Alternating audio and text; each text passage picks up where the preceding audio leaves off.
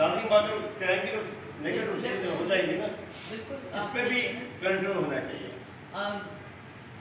Counter narrative دینا شروع کریں اور اس پہ وہ آوازیں آئیں جو معاشرے کی اصل عکاسی کرتی ہیں نہیں کر رہی ہوتی.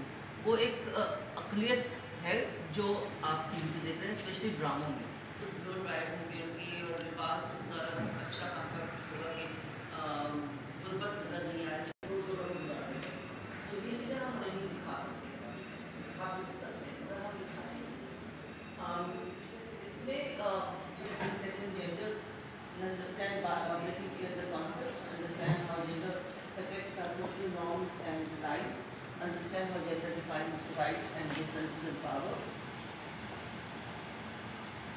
تو میرے خیال سے آپ لوگوں کے ساتھ بہت بہترین سیشن رہا کہ آپ لوگوں کو پتہ ہے کہ صنف اور جنس میں کیا فرق ہے. جنس جو ہے ظاہر ہے کہ جب ہم پیدا ہوتے ہیں لڑکا یا لڑکی، اب ٹرانسجینڈرس بھی آپ کے یہاں پیدا ہوتے ہیں جسمانی سے آپ کر سکتے کہ آپ کو پتہ چل جائے کہ بچہ جو ہے وہ کس طرف ہے. مگر عمومی طور پہ مرد اور عورت پیدا ہوتے ہیں.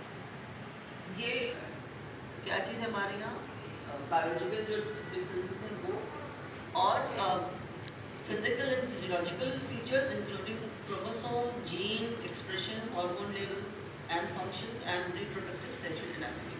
بس یہ آپ کا جو ہے وہ سیکس پہ آتا ہے.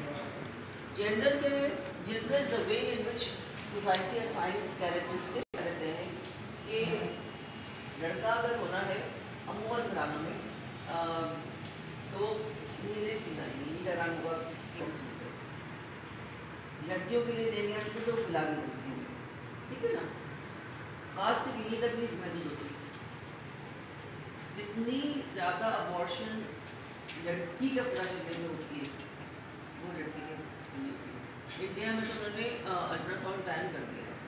آئی تھنک کچھ عرصے پہلے ہی ایک عورت کا قتل ہوا ہے صرف اس لیے کہ اس کی تیسری یا چوتھی بیٹی ہوئی تھی اور ساس اور میاں نے مل کے اس کو مارا جب بعد رپورٹ ہوا تھا.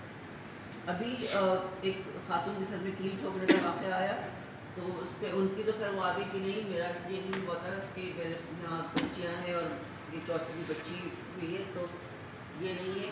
بٹ دا فیکٹ از کہ آپ کبھی بھی یہ نہیں کہتے